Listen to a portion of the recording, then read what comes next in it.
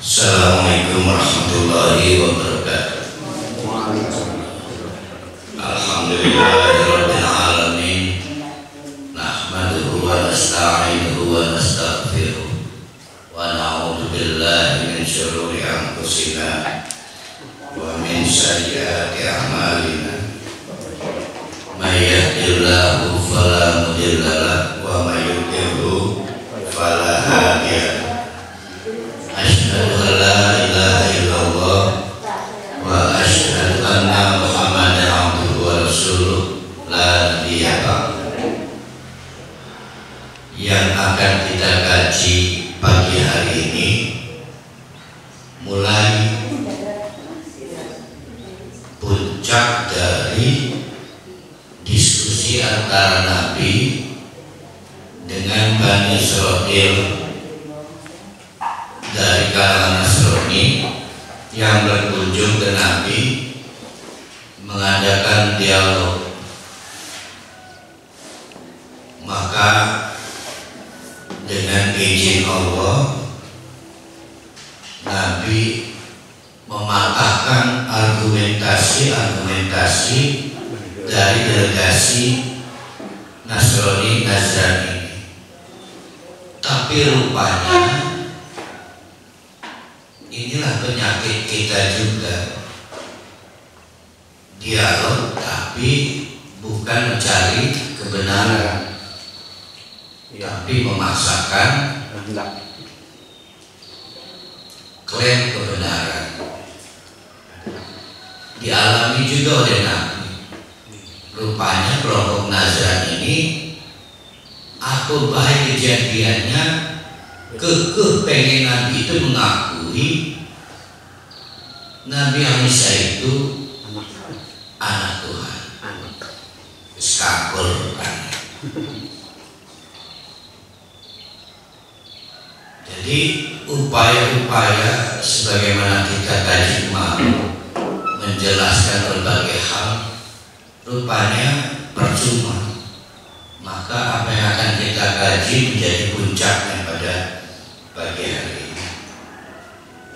Nah, kita lanjutkan mulai dari 52. Falamma ahassa Isa. Nah, ini cerita ketika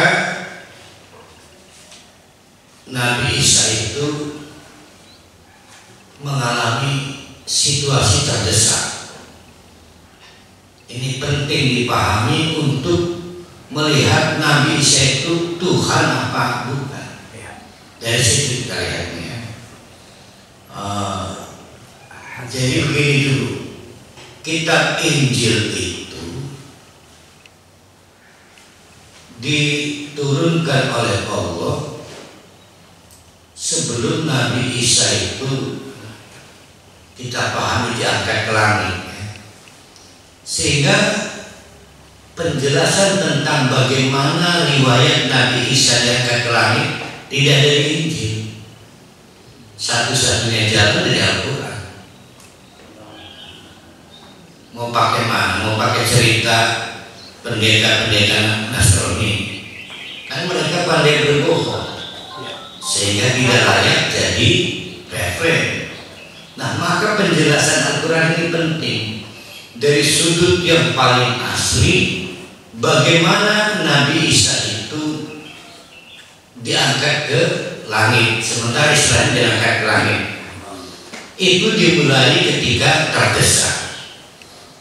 Falamma ahassa Isa, maka manakala Nabi Isa merasakan, ahassa merasakan, minhum umatnya itu dari kalangan mereka itu al-kufro, menolak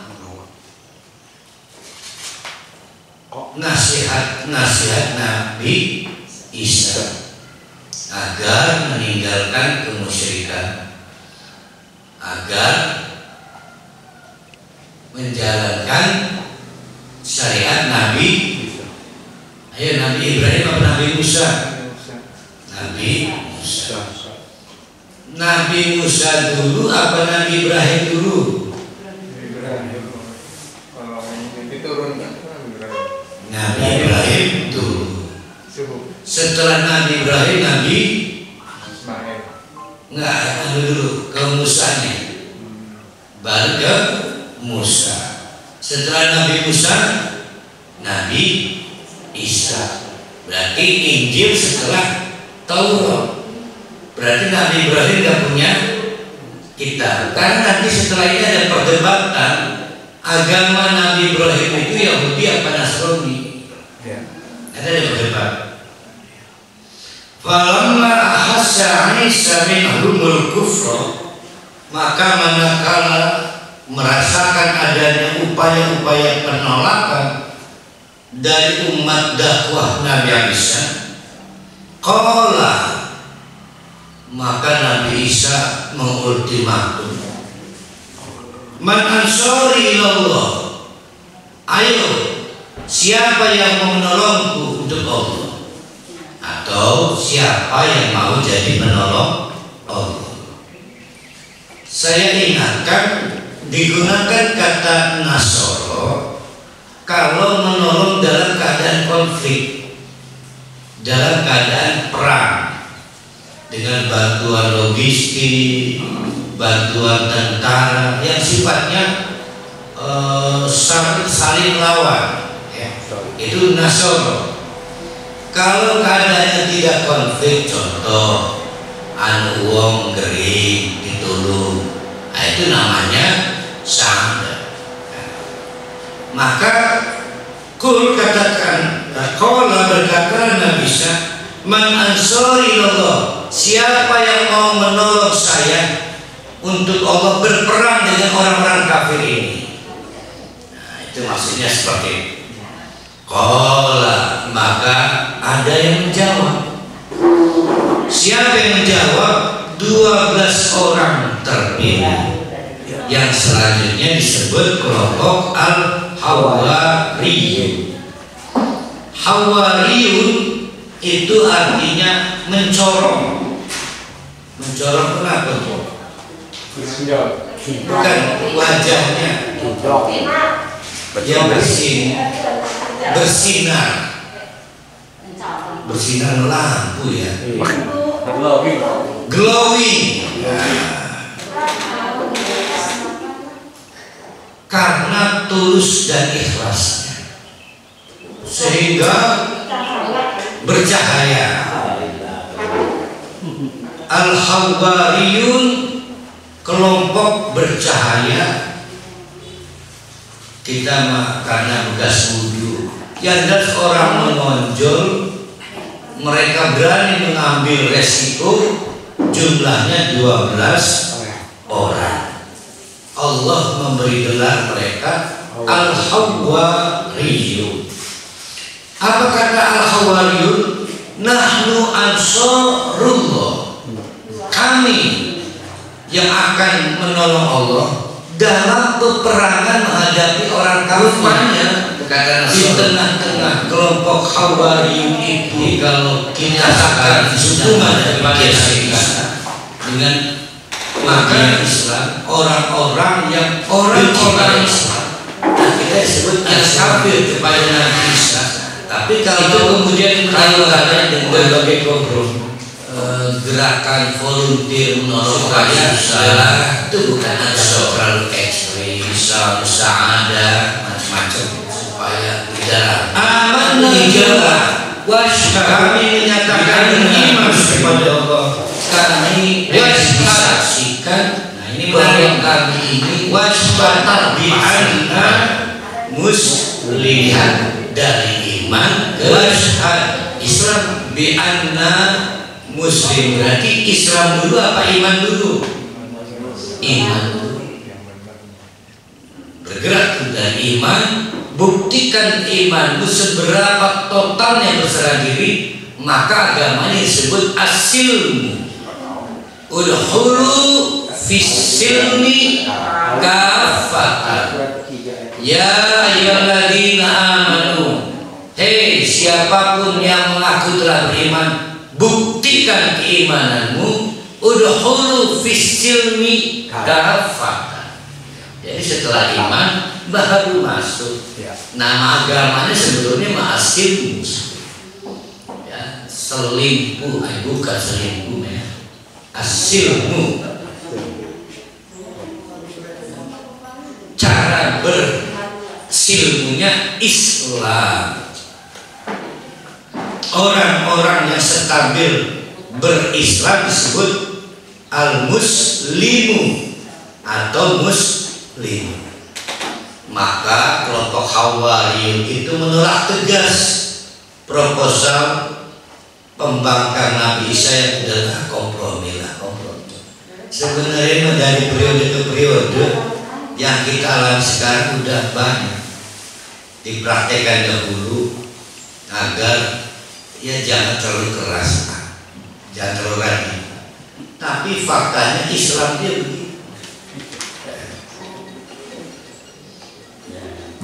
Maka bukti keislamannya, bukti totalnya diwujudkan dalam bentuk doa ini.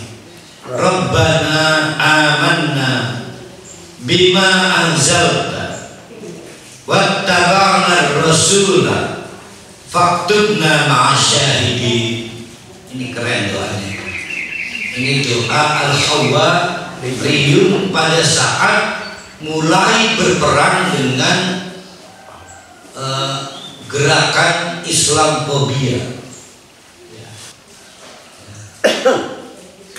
bertempur melawan kelompok yang dipimpin Nabi Isa.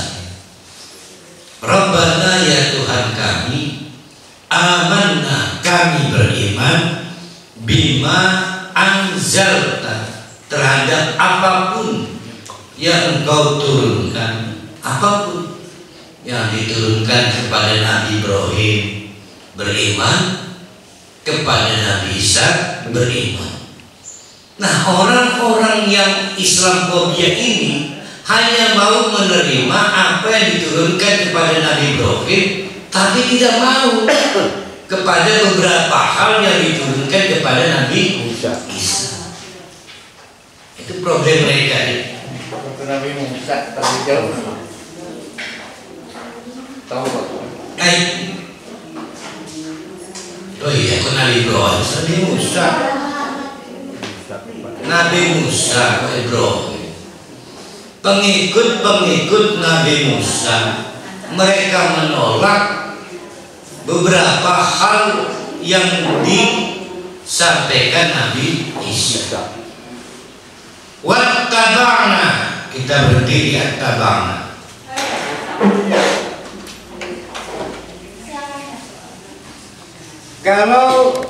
Kalau kita menulis atau membaca tabiat,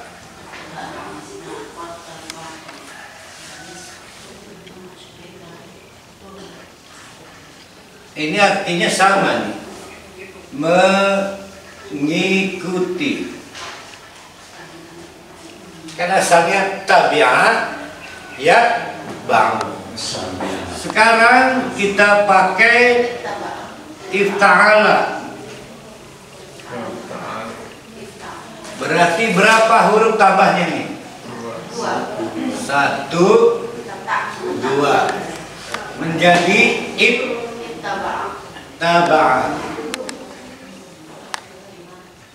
Setiap ada penambahan huruf maka artinya bertambah. Artinya bertambah. Kalau mengikuti berarti sangat mengikuti. Kalau tambahnya 2 kali sangat mengikuti.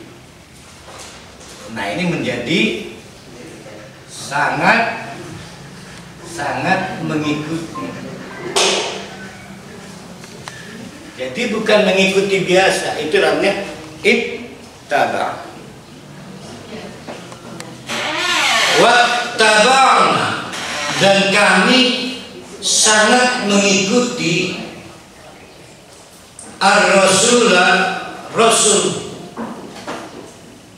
tidak dipilah-pilah, tidak dikorting, tidak dikurangi. Nah, ini memberi respon pembenci Nabi Isa ini semaunya aja, mau enaknya. Yang tidak disenangi ditolak. Itu namanya bukan ittaba', itu namanya tabi'ah. Jadi tabi'ah itu ikut, tapi mana yang senang. Kalau ittaba' sangat mengikuti apapun resikonya. Maka faktubna ma'asyahidi, ya Allah, catatlah kami sebagai orang-orang yang sukses mempersaksikan keimanan dalam bentuk pasrah dan total. Ini doanya. Namun apa daya, berbagai upaya Nabi Isa termasuk yang dilakukan Al-Hawariyun tidak bisa mengakhiri kebencian mereka pada dakwah Nabi Isa. Maka mereka, kelompok-kelompok alumni Nabi Musa ini, itu menyusun rencana diam-diam, rencana tersembunyi, maka disebut makar. Wa makaru, mereka akhirnya diam-diam menyusun rencana. Rencananya membunuh Nabi Isa. Kalau membunuh dakwahnya tidak bisa, maka satu-satunya jalan membunuh Nabi Isa. Di Injil nggak ada ini, karena kan Injil diturunkan sebelum Nabi Isa wafat. Kita istilah wafat dulu ya. Jadi satu-satunya jalan yang bisa menceritakan kejadian itu ya Al-Quran. Wa makaru wa makarallah wallahu khairul makirin. Mereka akhirnya putus asa untuk menghentikan dakwah Nabi Isa secara dialog dan dakwah. Satu-satunya jalan, diam-diam mereka menyusun siasat untuk membunuh Nabi Isa. Tapi wa makarallah, Allah juga menyusun siasat lain. Wallahu khairul makirin. Ayo kita lihat siapa yang paling hebat makarnya. Pasti Allah yang paling hebat. Kita buktikan makarnya Allah. Ingatlah Muhammad, ingat-ingat, jangan dilupakan. Kalau Allah, jadi sebelum Nabi Isa dikepung, itu Allah menyampaikan sesuatu kepada Nabi Isa, semacam early warning lah, peringatan dini. Jadi Nabi Isa pada waktu terkepung berkaget, udah dikasih tahu, ya Isa, Isa, ini mutawaffika, titik dulu, ini mutawaffika. Apa itu artinya?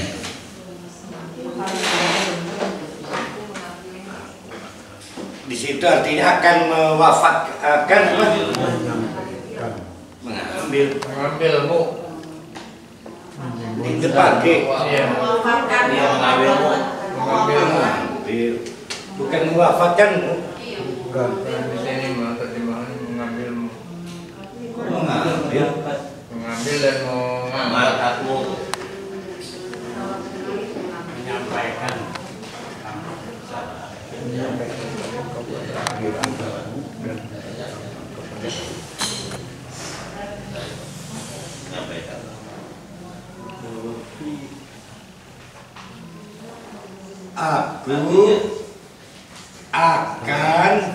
Aku akannya jangan hilang nih. Ya. Akan mewafatkanmu.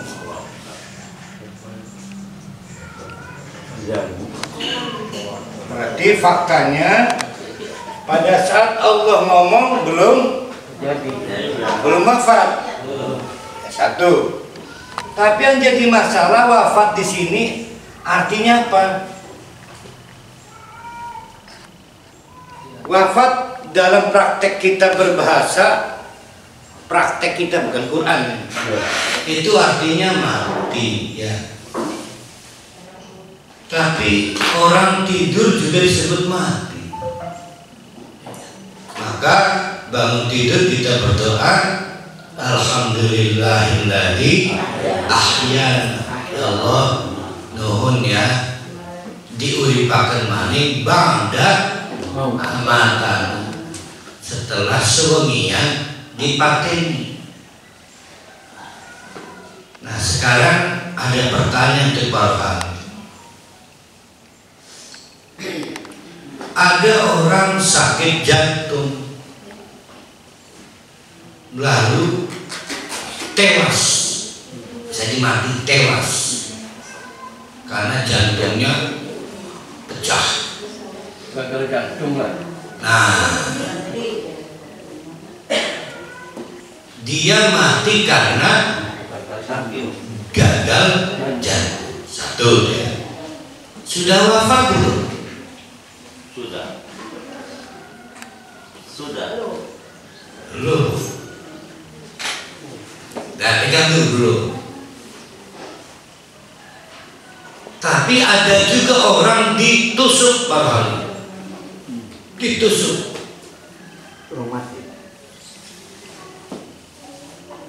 Sampai tewas.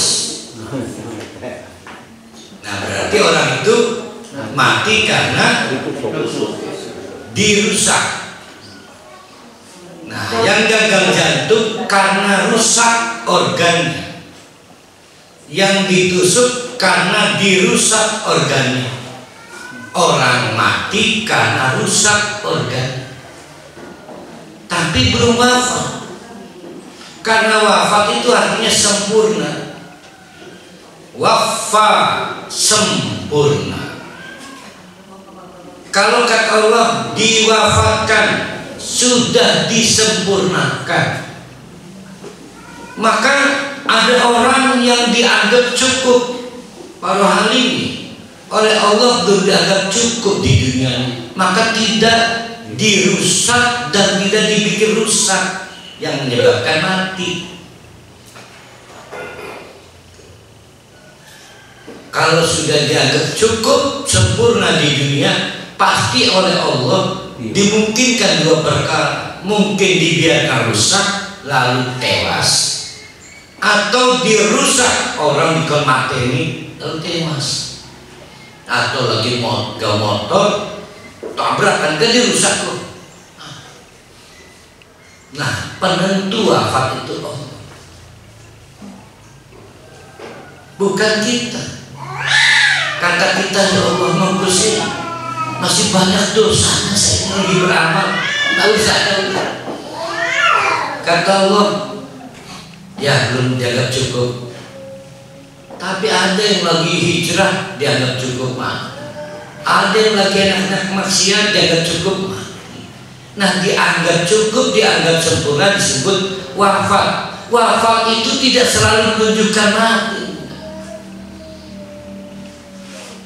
Pertanyaannya, Nabi Isa diwafatkan atau dimatikan? Diwafatkan. Tuh kan, berarti bukan dimatikan, tapi diponis oleh Allah, wis cukup sah sereneng dunia, cukup. Siapa yang mengambil Nabi Isa mati?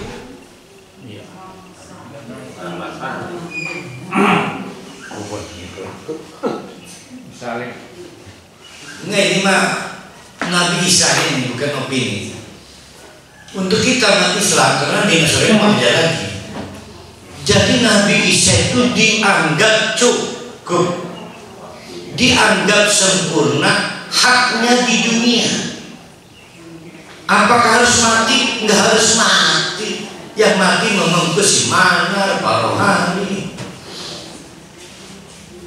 Maka Nabi Isa tidak diketemukan catatan dalam Al-Quran dianggap cukup, dianggap sempurna itu dengan cara maaf tewas dibunuh. atau tewas rusak organ. Yang jelas dianggap cukup, dianggap sempurna, tapi ada penjelasan lain dan kita bersyukur pada Allah. Ini menjadi pendirian dan akidah kita, yaitu ini mutawaffika. Hati-hati, Nabi Isa mengkusir tak anggap cukup. Nanti kamu saya anggap sempurna. Hati-hati, kamu akan tinggalkan dunia ini. Bukan adil. Wa rafi'uka, dan membawamu ke atas, ilayya, kepadaku. Dalam keadaan mati atau dalam keadaan hidup, dibawanya. Yang jelas dalam keadaan sudah cukup sempurna kewajibannya di dunia. Dan kita tahu Nabi Isa itu tidak mati. Nah, itulah istilah wafat ya. Istilah wafat yang sebenarnya. Sayang dalam praktek berbahasa kita, wafat itu tewas. Kalau ada yang benar watawafani minal muslimin. Ya artinya Allah, sempurnakanlah hak-hak dan kewajibanku di dunia. Lamun durung sempat tuntas tobatnya, wah jadi tewas akan BP. Itu namanya wafa ya. Yang jelas wafa itu artinya sempurna. Wafa juga artinya dicukupi, menjadi berbeda dengan mati. Dan wafa tidak harus dalam bentuk kematian. Salah satu yang istimewa Nabi Isa dianggap wafat dan tidak harus mengalami kematian. Allah yang kuasa. Maka setelah itu Nabi Isa diangkat menuju Allah. Itu akidah kita. Wa mutahhiruka minal ladzina kafaru. Ajibudi Nabi Isa, kamu nanti akan dikepung. Belum terjadi loh ini. Ya. Nanti kamu akan dikepung, akan dibacok, akan ditombak, akan ditabuk, diinjak, ditendang. Tapi jangan khawatir. Wa mutahhiruka, tidak ada yang bisa menyentuhmu. Kamu disucikan dari kejahatan, kekerasan fisik. Kan memang ini detik-detik menjelang mau dikepung ini Nabi Isa. Wa mutahhiruka, dan jangan khawatir, jangan gugup, tenang aja. Kamu nanti akan dikepung, dipukul, tapi gak ada yang bisa menyentuh badan kamu. Minal ladzina kafaru, dari perbuatan orang-orang yang menolak dakwah kamu.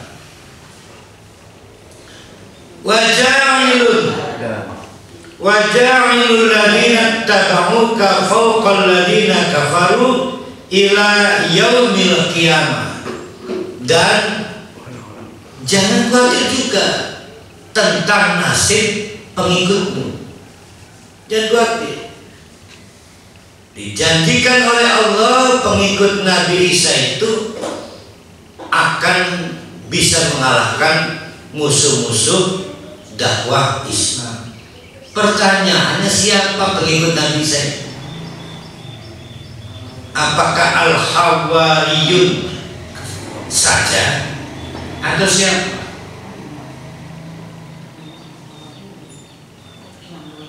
Jadi akhirnya tak terbantahkan, setelah Nabi Isa itu diwafatkan lalu diangkat di sisi Allah, musuh-musuh dakwah Nabi Isa kecewa. Beberapa mulai tahu bahwa mereka ketipu, maka membabi buta memburu pengikut-pengikut Nabi Isa, dan sejarah mencatat mereka selamat. Yang Al-Hawari itu satu ya. Tapi kalau pertanyaannya sebenarnya siapa pengikut Nabi Isa? Ya Pak Rohani, Pak Jamal, saya, Pak Mas, ini pengikut Nabi Isa. Karena kita adalah umat Nabi Muhammad dan kita tidak membedakan satu nabi dengan nabi yang lain. Dan yang paling konsisten mengikuti Nabi Isa ya kita. Karena kita mengikuti Nabi Isa sebagai nabi asli, bukan sebagai anak Tuhan. Yang kaum Nasrani mengkonsisten, dia pengen mengikuti Nabi Isa bukan sebagai nabi. Jadi ini kaleng-kaleng orang Nasrani sebagai pengikut Nabi Isa kita asli. Tapi kalau pertanyaannya sebetulnya siapa sih pengikut Nabi Isa? Kalau mau jujur hari ini kita lah pengikut Nabi Isa. Yang mengaku mengikuti Nabi Isa kaleng-kaleng. Ya, karena keseliru itu bukan Nabi Isa kita, itu Nabi Isa versi lain, anak Tuhan. Nah, kita dijanjikan oleh Allah memenangkan pertarungan melawan musuh-musuh Nabi Isa. Kalau begitu, yang merusak dan memfitnah Nabi Isa sampai sekarang itulah musuh Nabi Isa. Berarti kan orang Nasrani yang merusak citra Nabi Isa. Oh, Nabi Isa hamba Allah kalau disebut anak Tuhan, kan merusak. Kita lah justru pengikut Nabi Isa, dan hari ini Ansarullah itu yang kita itu. Anggaplah New Hawariyun, itu Al-Hawariyun generasi baru yang kita itu. Jadi harus ada upaya membantu menyadarkan teman-teman Nasrani yang masih belum paham Nabi Isa itu siapa. Ya, mereka merasa jadi pengikut Nabi Isa, padahal di mata kita tetap mereka musuh Nabi Isa, dan kitalah pengikut Nabi Isa. Lihat, Allah menyatakan ila yaumil qiyamah, ini tidak hanya terjadi di zaman Al-Hawariyun, sampai kiamat, ya sampai kita ini sekarang, sampai kita sekarang. Jadi kalau bertanya siapa pengikut Nabi Isa hari ini, kita, mereka justru musuh Nabi Isa. Summa ilayya marji'ukum, nanti kan kabeh paling baliku. Sebetulnya siapa pengikut Isa, siapa musuh Nabi Isa? Yakinlah kita pengikut Isa, justru mereka musuh Nabi Isa. Nanti kita kembali pada Tuhan. Fahkum bainakum fima kuntum fi tahtalifun. Nanti kita akan buktikan sengketa ini, siapa yang benar, mereka atau kita. Dan kita yakin kita yang benar, karena sejak awal Nabi Isa dia nabi, bukan Tuhan, bukan anak Tuhan. Fa ammal ladzina kafaru fa u'adzibuhum 'adzaban syadidan fid dunya wal akhirah. Nah, maka terhadap orang-orang yang menolak dakwah Isa dan juga memusuhi pengikut-pengikutnya yang berjumlah 12 pada saat itu, akhirnya dibuktikan oleh Allah bukan hanya tidak mampu menciderai pengikut-pengikut Nabi Isa 12 yang ditinggal Nabi Isa diangkat ke langit, tapi juga mereka kemudian disiksa oleh Allah di dunia. Banyak musibah, banyak bencana dialami oleh mereka yang berbuat makar itu, apalagi di akhirat. Itu bukti nyata. Mau diulang sekarang, itu yang disebut ila yaumil qiyamah, mau diulang. Wa ma lahu min nasir, bahkan pada saat itu konon ada bencana alam. Wa ma lahu min nasir, jadi bisa menolong mereka enggak. Wa ammal ladzina amanu wa amilus solihati, sedangkan kelompok Al-Hawariyun yang menjadi penolong Nabi Isa, penolong Allah, itu disebut alladzina amanu wa amilus solihat. Mereka telah menyatakan keimanan, mereka membuktikan keimanannya dengan amal soleh sehingga total berserah diri kepada Allah. Lihat, fayuwaffihim, ketemu lagi, diwafatkan. fayuwaffihim, maka disempurnakan untuk mereka apa? Ujurahum, upah, ganjaran, balasan untuk mereka disempurnakan. Ya hawariyun. Tapi kan ila yaumil kiamah termasuk kita. Kalau mau menghilangkan fitnah Nabi Isa. Wallahu la yuhibbud dzalimin, maka Allah tidak suka dengan orang-orang yang merusak diri. Dzalika natlu 'alaika hai Muhammad. Ini kita bacakan kepadamu minal ayati, dari berbagai ayat, bukti-bukti nyata, baik tentang Isa dan proses diduga dibunuh, baik tentang Maryam yang kemudian dengan kehendak Allah mengandung tanpa proses yang normal, juga istrinya Zakaria, juga istrinya Imran pengen punya anak laki malah dapat anak perempuan.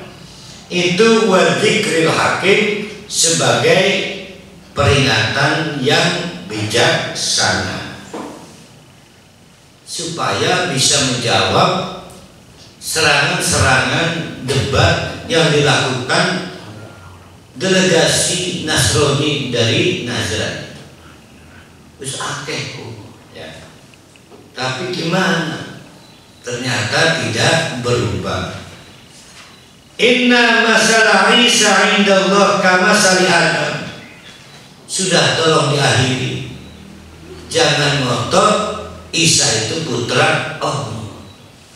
Isa itu ditambahin perumpamaan Isa indallah, menurut Allah itu kamasali Adam, seperti Nabi Adam. Nabi Adam diciptakan dari apa? Tanah. Khalaqahu min turab. Nabi Adam diciptakan dari tanah. Qala lahu kun fayakun. Summa qala lahu kun fayakun.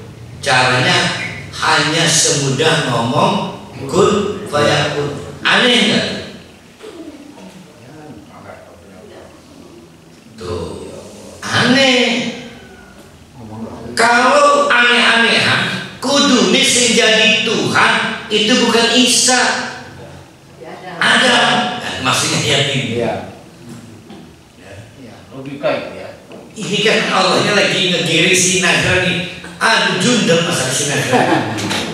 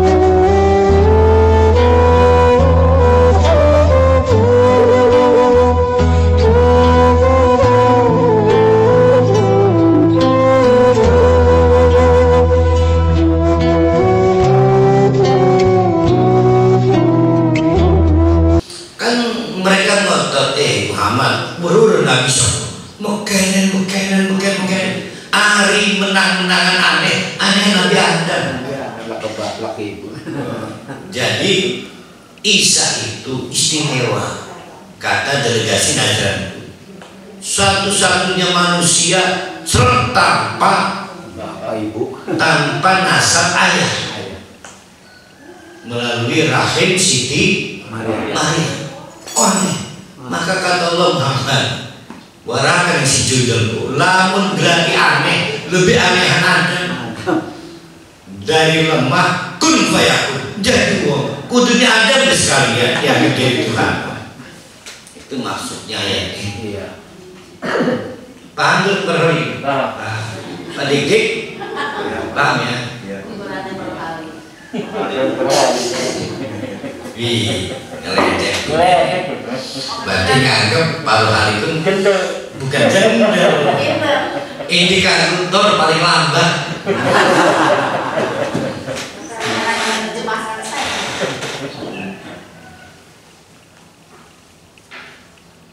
Indikane 50. Alhamdulillah. Tapi juga tidak menyebabkan mereka sadar, karena mereka bicara bukan dari pengetahuan yang paling asli. Maka ditegaskan al-haqqu mir rabbika, lam dituliskan kebenaran Muhammad. Karena al-haqqu mir rabbika kudu mah sumber kebenaran itu dari Allah. Sedang cerita Nabi Isa diwafatkan itu nggak ada di Injil, ada di Quran yang bisa menjelaskan Quran. Sedangkan dari pendeta-pendeta Nasrani sudahlah nggak bisa dianggap. Kenapa?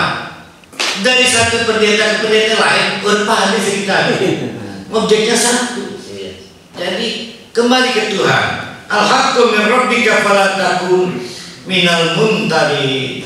Dan jangan coba-coba meragukan kebenaran dari Tuhan, yaitu tentang klarifikasi bagaimana sih kisah Nabi Isa sampai wafat itu. Faman hajjaka fihi min ba'di ma ja'aka minal ilm faqul. Nah, puncak ini. Nabi Muhammad diminta mubahalah itu doa laknat, mubahalah yang melibatkan keluarga nasab dan keluarga tidak nasab. Itu mubahalah. Orang bisa juga mubahalah melibatkan keluarga. Ya, boy ada sing nyebut sembako. Lah sembako cuma kaleng-kaleng. Itu mubahalah. Nggak, maksudnya rujukannya bukan kaleng-kalengnya. Enggak, karena resmi terlalu kecil sembako cuma membahasnya dewek.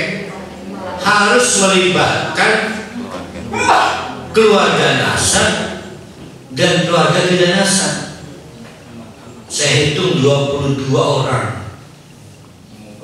Kalau saya terbukti berbohong, ajemani anak rabi kita, dulur kita sebelum nasab kena. Kan gede tuh, maka nggak gampang membahalah. Harus dapat izin dari yang keluarga itu. Tapi yang dimaksud Nabi dalam konteks ayat ini sudah pasti Fatimah dan keluarganya izin. Karena yakin kebenaran ada di pihak Nabi Muhammad.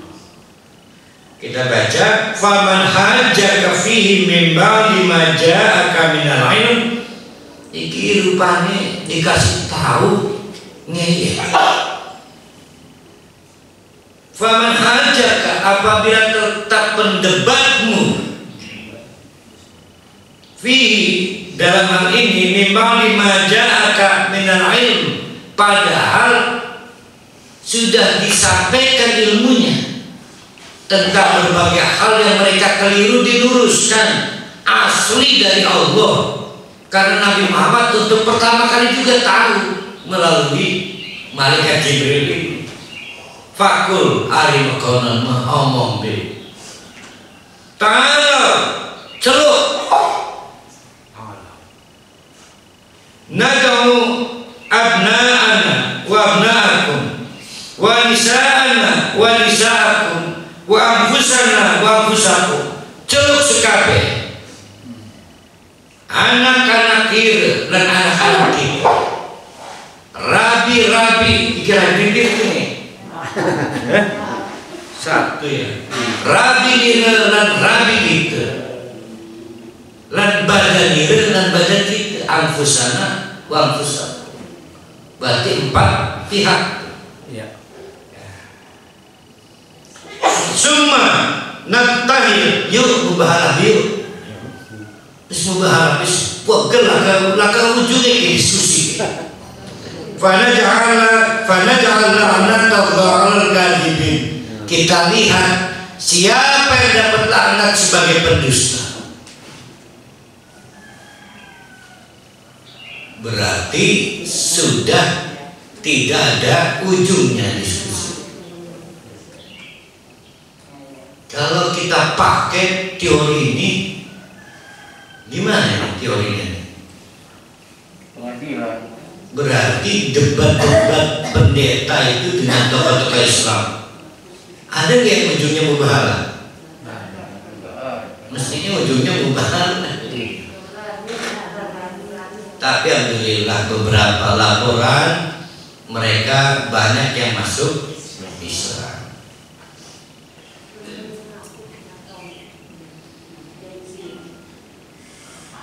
Itu puncak yang latar belakangnya surat Al-Imran. Ya, Nabi Muhammad menantang mubahalah kepada delegasi Nasrani, Bani Israel dari kalangan Nasrani dari Najran itu, yang dilayani dengan waktu yang panjang oleh Rasulullah dan istimewa, semua asli dari sumber ilmu yang pertama, yaitu dari Allah. Ya.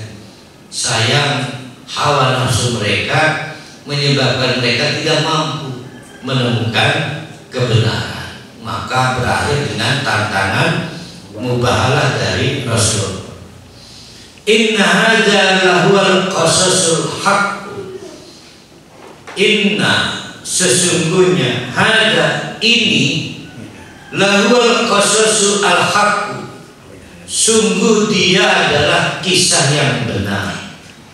Wa ma min ilahin illallah, dan tidak ada Tuhan yang berhak untuk disembah kecuali Allah. Wa innallaha lawal azizul hakim, dan bahwa Allah itu maha aziz, mulia, tidak tercederai, al-hakim, maha membuktikan apa pengetahuannya, semua dibuktikan.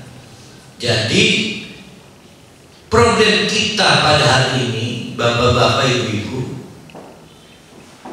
4 kisah utama saya ingatkan. Kisah istrinya Imran, kisah Zakaria, kisah Siti Maryam, kisah meninggalnya diwafatkannya Isa. Ini kisah peneguh tauhid. Problemnya menjadi kisah anak-anak. So selalu dalam bentuk kisah anak-anak, kan, kisah Nabi itu kan. Kita lihat lagi, kita baca lagi. Inna hadza lahuwal qasasul haqq. Inna hadza lahuwal qasasul haqq. Cerita-cerita Mauka itu cerita yang benar karena bersumber dari Allah.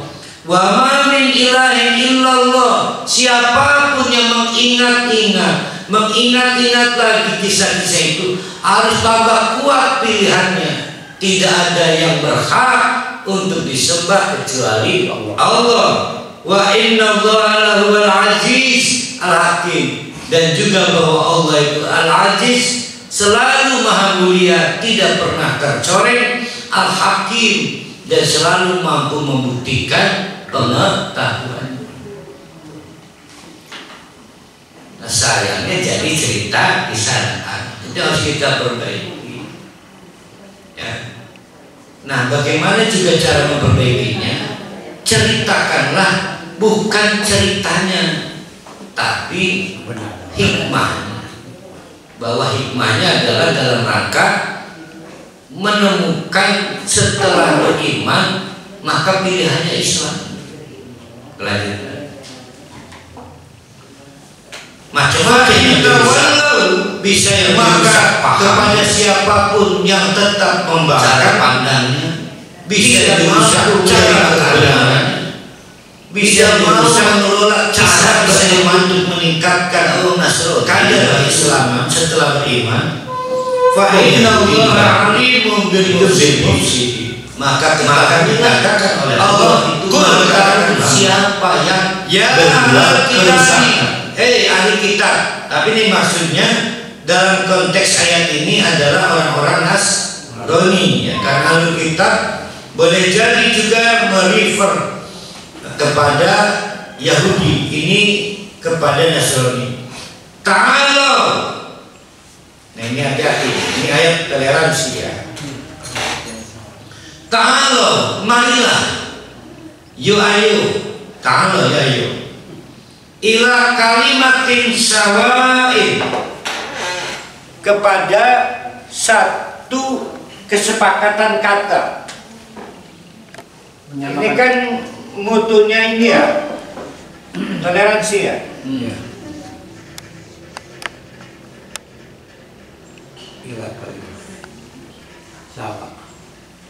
Lalu diterjemahkan sekarang oleh mereka tanda petik, kita ada titik persamaannya loh. Iya, terjemahannya. Makanya kita perbaiki ini. Ta'ala, ayo. Ilah kalimatin sawain, sekabe kepada satu kata. Bainana wa bainakum, untuk kamu dan kami, untuk kami dan kamu, satu kata. Tapi tidak berhenti. Satu kata, apa satu katanya? Allah na'budu illallah, kami hanya beribadah kepada Allah. Wala nusyrika bihi syai'an, kami tidak musyrik. Wala yattahidu ba'duna ba'dan arbaban min dunillah. Nah ini titik komprominya di situ. Wa yattahidu ba'duna ba'dan, kami juga bersepakat satu kata, tidak menjadikan satu yang lain arbaban sebagai Tuhan min dunillah selain Allah. Arbaban itu yang dipertuhankan. Kalau Rabi lebih kita takuti, maka kita mempertuhankan istri. Istri mengubah yang haram jadi halal, yang halal jadi haram. Maka istrinya ngomong pada Rabi, Haji Baris berkorupsi. Ya mah, nanti bapak pulang bahasa korupsi. Berarti baru hari tidak variatif istri. Belum pernah bisikin tuh. Itu arbaban ya. Arbaban itu bukan maksudnya anak Tuhan segala, bukan. Yang menempati otoritas Tuhan pada manusia. Sampai pemimpin publik. Maka jangan menganggap ada bupati, wali kota, faktanya mengharamkannya halal, menghalalkannya haram, maka tidak boleh kita ikuti lagi. Sepakat ya, berarti 3 hal itu ya. 1, bersepakat hanya menyembah Allah. Satu kata ya, hanya menyembah Allah. 2, tidak musyrik, satu kata ya. 3, hanya taat kepada orang yang tidak berubah hukum Allah. Jadi toleransinya di mana? Tidak ada titik samanya, tidak ada kalimatun sawahnya, tidak ada. Selama mereka tetap musyrik, selama mereka tidak ikhlas Islam menyembah Allah, nggak bisa. Mereka menghalalkan bir, kita enggak. Semua bakal ketemu. Jadi ayat ini bukan ayat toleransi. Fa in tawallau, kalau mereka menolak untuk satu kata. Faqulu, maka katakan mereka, isyhadu bi anna muslimun. Oke? Nah, kalau kita terjemahkan ya, faqulu isyhadu bi anna muslimun. Kita terjemahkan. Isyhadu titik bi anna muslimun. Jadi akhirnya baru kali debat. Kita mesti mengakui bahwa yang kamu lakukan salah. Kamu masih musyrik. Kamu menyembah bukan pada selain Allah. Kamu mempertuhankan orang yang tidak layak dipertuhankan. Terus kan jojong-jojong ya kakakmu kau gitu. Oh enggak begitu. Seren ya. Saya akan muslimun. Saksikan. Saya akan pasrah total. Termasuk apabila Allah memerintahkan saya membunuh kamu. Kan berislam. Tapi faktanya kan Allah tidak memerintahkan membunuh kecuali mereka mengajak perang. Artinya salam perpisahan dengan mereka adalah, maaf ya, saya total berislam, kamu salah. Itu yang pernah kita bahas di Ramadan. Kita pakai kalimat yang sama, jojong-jojongan dia. Bukan itu yang ditonjolkan. Nahnu muslimun, maaf ya, saya total berserah kepada Allah, kamu salah. Ini kan yang kita pakai kalimat, ya saya enggak diselek ya, jojong-jojong ya. Bukan identitas kita yang kita tonjol. Nafsi. Iya, enggak diselek. Pokok kita enggak selek. Biar jelas bahwa kita muslim, dia bukan. Beda kan? Ya.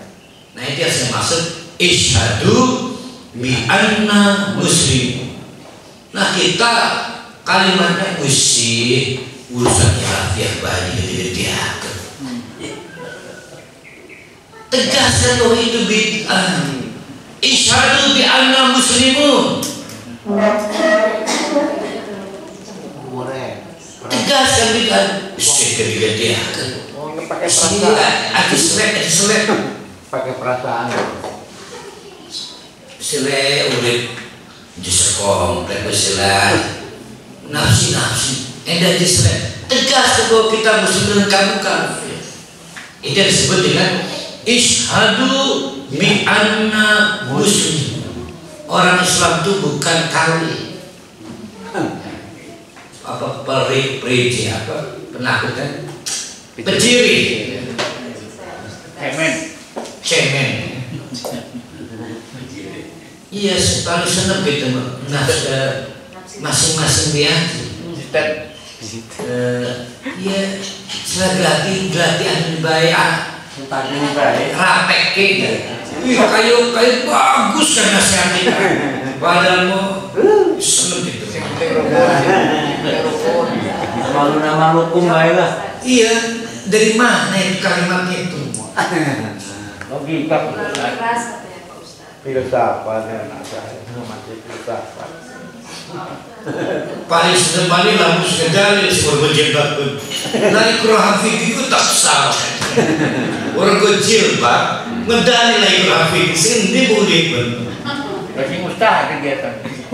Kira kalau Ustaz ngajari orang jilbab, membela diri orang jilbab pun. Pak, Allah juga maksa agama. Pak, kok bisa maksa? Lain rafidin loh Pak. Ya, masalah jilbab kan orang. Cuma saking jengkel. Oh iya, saya untuk ingat ya. Alhamdulillah. Bapak-bapak, ibu-ibu, konsep murtad itu yang harus kita perbaiki. Jadi lihat di surat Al-Maidah 54. Al-Maidah ayat 54 ya. Ya ayyuhalladzina amanu may yartadda Bener ya? Iya. Ayo kita break dulu. Untung ingat nih saya. Yang dipanggil siapa di situ tuh? Orang beriman. Berarti yang murtad siapa nih? Orang beriman. Hai orang-orang yang beriman. Man, siapapun di antara kalian, ini orang beriman, yang tadda, yang rodda, yang irtadda, berbalik maning. Berarti berbalik orang beriman maning. Mayyartadda, siapa yang berbalik maning. Murtad itu ada dua pola. Satu, irtada dari syahadat, kayak nosel, Rina nosel, itu murtad, dan itu murtad yang kita kenal selama ini. Satu ya, namanya irtadda minasyahadah atau ganti agama. Tapi orang lupa juga, termasuk irtadda tidak menjalankan Islam lagi. Maka kan ini kan ayat punya Nabi Ibrahim itu, Al-Maidah itu punya Nabi Ibrahim. Jadi mayyartadda itu konteksnya perjalanan Nabi Ibrahim. Harus kesana. Ada orang nggak pakai jilbab. Saya cinta Allah, saya cinta Islam, saya cinta Allah. Tapi untuk satu hal ini, menurut saya belum perlu pakai jilbab. Saya bisa melindungi diri kok dari kejahatan sosial. Itu namanya irtadda, murtad juga. Karena menganggap satu pelajaran Islam dianggap tidak relevan. Dipikirnya pakai jilbab itu masalah keamanan, kejahatan sosial. Sekarang ayat itu adalah bagian dari fase Nabi Ibrahim. Nabi Ibrahim menyatakan beriman, menyatakan berislam, lalu dapat surat perintah tugas. Ibrahim, buktikan keimananmu, bawa anak istrimu ke Mekah. Ditinggal di gurun pasir. Peringan itu ya kayak Medan ya. Kayak bertanggung jawab. Ada enggak Nabi Ibrahim? Oke, ya Allah, saya cinta Islam tapi tidak untuk satu tugas ini. Enggak. Maka Nabi Ibrahim tidak irtadda. Tidak cukup di situ, diobong mana?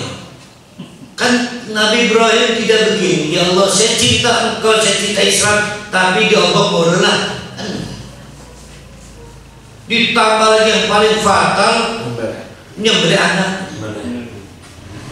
Maka ya ayyuhalladzina amanu, ujungnya ya itu bahwa Nabi Ibrahim tidak pernah irtadda.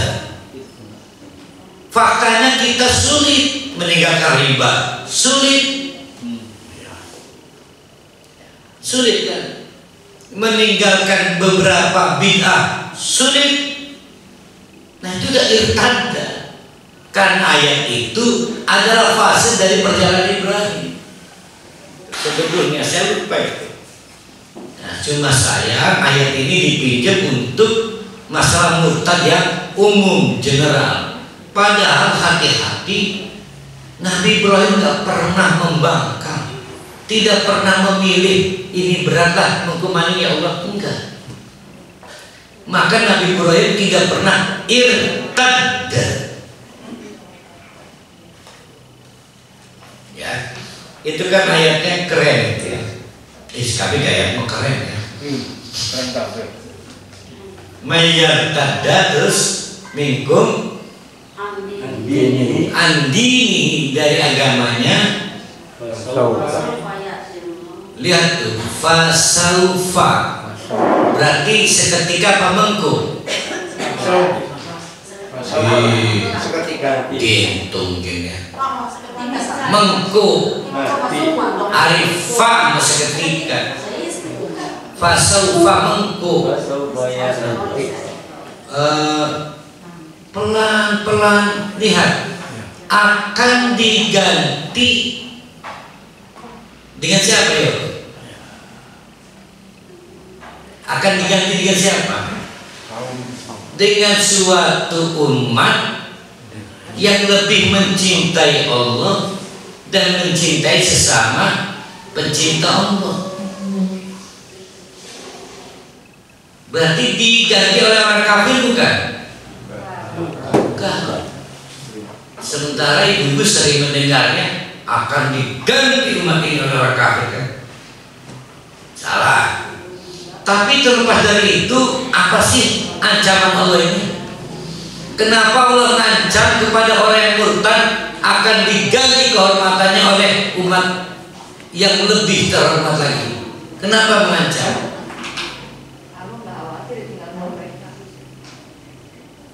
Allah ingin menegaskan kita bukan aset Islam. Nggak ngaruh kita murtad.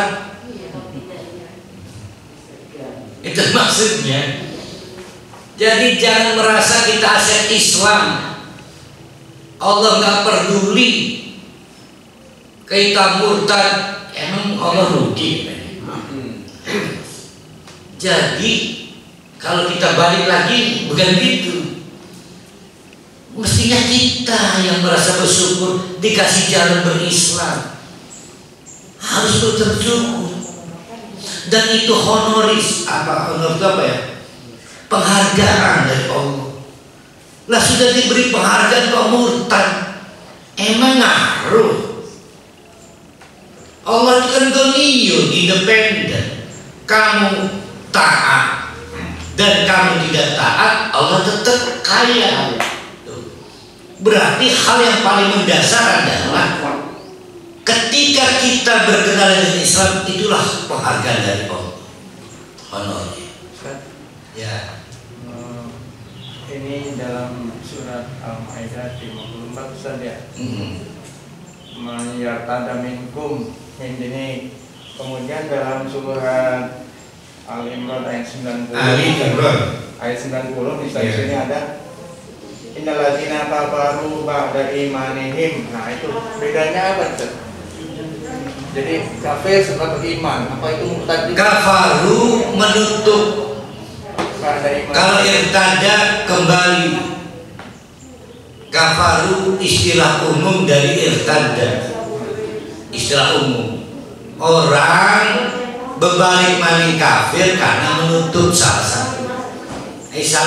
Orang menjadi kafir salah satunya karena berbalik maning, tidak mau ekstrim. Yang tadi itu bocah bangun abot amat ya, meninggalkan bidang ganda apa dimusuhi ya. Tuh, itu irtada. Nah, bentuk umumnya namanya kafaru, menolak keputusan bahwa Islam itu satu-satunya agama. Ada agama lain? Siapa? Wong kiai begini konon je. Itu kan sebetulnya. Nah, yang menarik itu kalau kita di situ di ayat Al-Maidah itu disebut irtada juga gak mau ittiba pada Rasulullah. Disebut murtad juga. Satu. Yang kedua,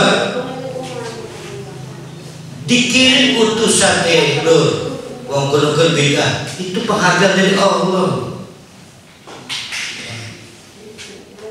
Jadi kalau kita cermat ya, itu surat Al-Maidah ya. Masih siapa belajar Al-Maidah. Jadi sama dengan murtad artinya, Ustaz. Enggak, salah satu unsur kekafiran irtada. Mikro.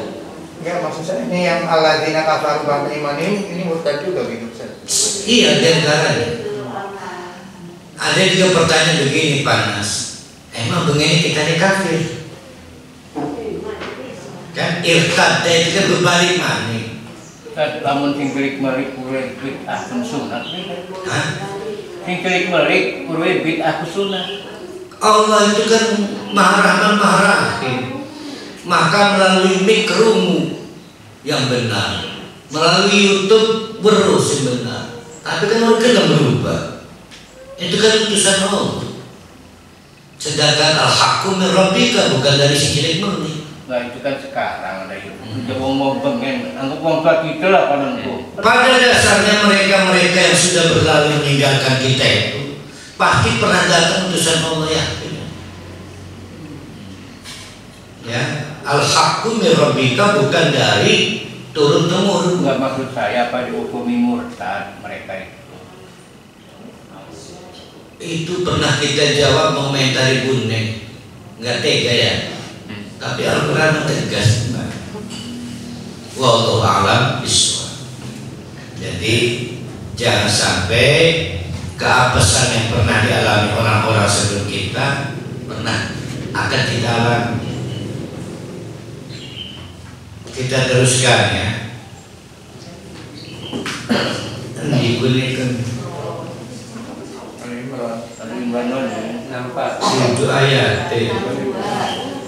Nah, saya ingin sebelum berlanjut menegaskan faqulu isyhadu bi anna muslimun itu fi'il amr, perintah Allah, hukumnya wajib pada saat menegakkan pendirian terhadap orang-orang yang tidak senang pada Islam, itu mengungkapkan identitas, bukan mencari tidak selek yang tadi itu kompromi.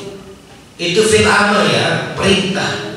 Berarti yang cengeng, penakut, hukumnya dosa. Ya ahlal kitab lima tuhajjuna fi Ibrahim. Ahli kitab masih nazar lagi dari kalangan Nasrani itu. Apa sih ngeributakan Nabi Ibrahim agamanya apa? Nah iki wong Nasrani ngeributakan Nabi Ibrahim.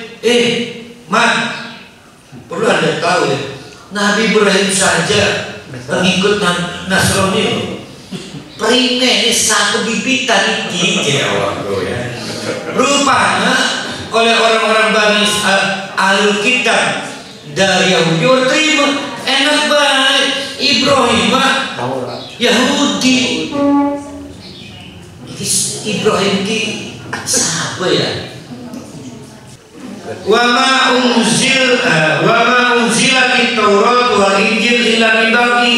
Padahal jelas sudah Injil dan Taurat diturunkan setelah Nabi Ibrahim tiada. Lah primen wong wis dipitan mati duwe kaitan dengan Injil dan Taurat sesudahnya. Kayak wong ketelimbang. Tapi satu hal, rupanya Nasrani butuh Ibrahim, Yahudi butuh Ibrahim, sosok hebat dan besar.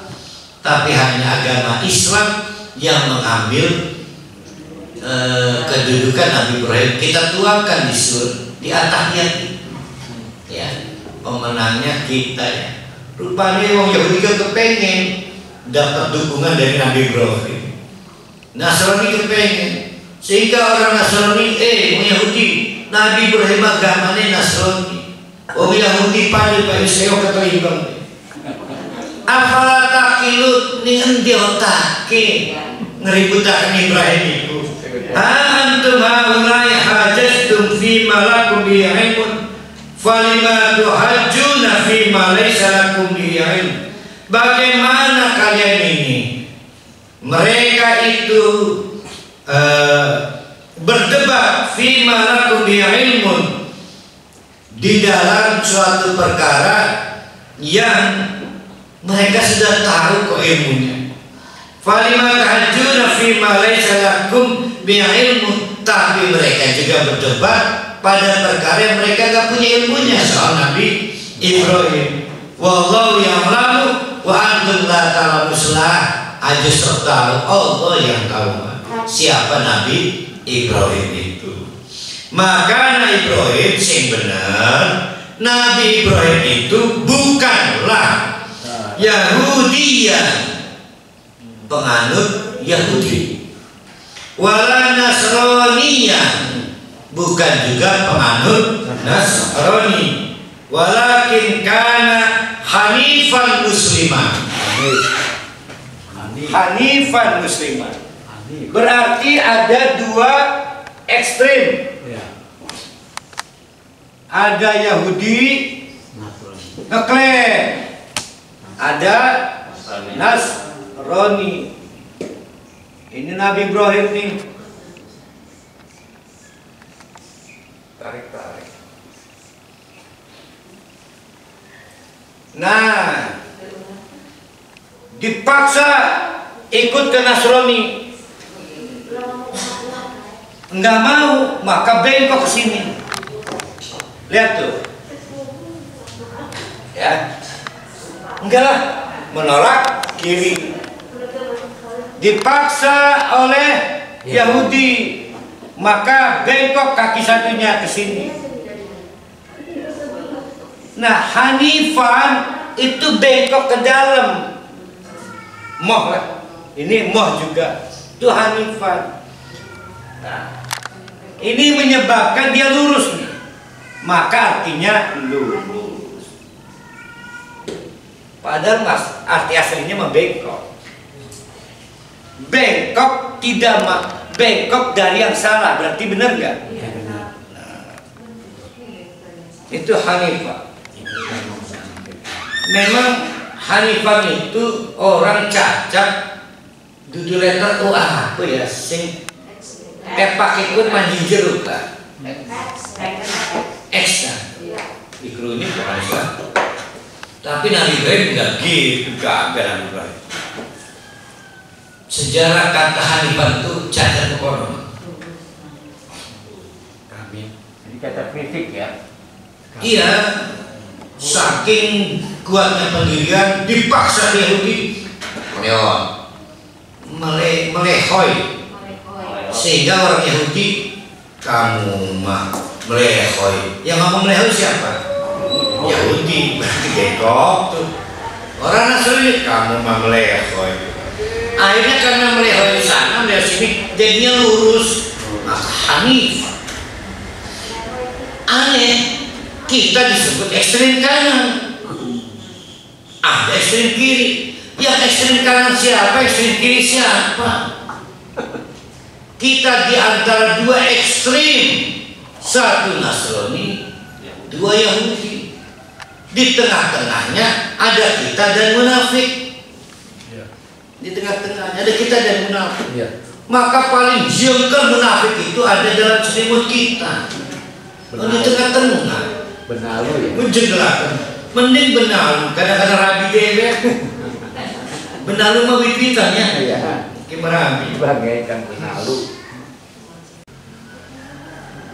Walakin kana hanifan musliman. Tetapi ketahuilah Nabi Ibrahim itu hanif, tidak condong ke kiri, tidak condong ke kiri, tidak condong ke kanan, lurus, musliman, total berserah diri pada Allah. Wa makana minal musyrikin, dan tidak mungkin diserupakan Yahudi. Kenapa? Karena Yahudi musyrik. Tidak mungkin dia diserupakan Nasrani karena Nasrani musyrik. Tuh. Berarti ekstrem kiri pasti musyrik, ekstrem kanan pasti musyrik. Kita ketemu wa kadzalika ja'alnakum ummatan wasatan. Itu maksud. Nah, ayat terakhir. Inna awlan nasi bi Ibrahim lilladzina tad'uhu wa hadzal nabiyyu walladzina amanu wallahu waliyyul mu'minin. Sesungguhnya manusia yang paling utama dibanding Ibrahim adalah orang-orang yang ittaba. Ingat kata tabi'ah, secara keras mengikuti jejak Nabi Ibrahim. Siapa? Nasrani apa Yahudi? Ya kita. Kitalah pengikut Ibrahim. Tadi siapa pengikut Nabi Isa? Kita. Sekarang kitalah pengikut Ibrahim. Wa hadzal nabiyyu, dan nabi ini siapa itu? Nabi Muhammad. Walladzina amanu, dan juga orang-orang beriman. Wallahu waliyyul mu'minin. Maka pada saat begitu Allah adalah yang ngurusi hal-hal yang tidak bisa kita urus. Jadi ketipu orang Yahudi dan Nasrani mengklaim pengikut Isa, ternyata kita lah pengikut Isa. Mengklaim pengikut Ibrahim, ternyata kita lah pengikut Ibrahim. Aku qouli hadza wastaghfiru innahu ghafurur rahim. Assalamualaikum warahmatullahi wabarakatuh.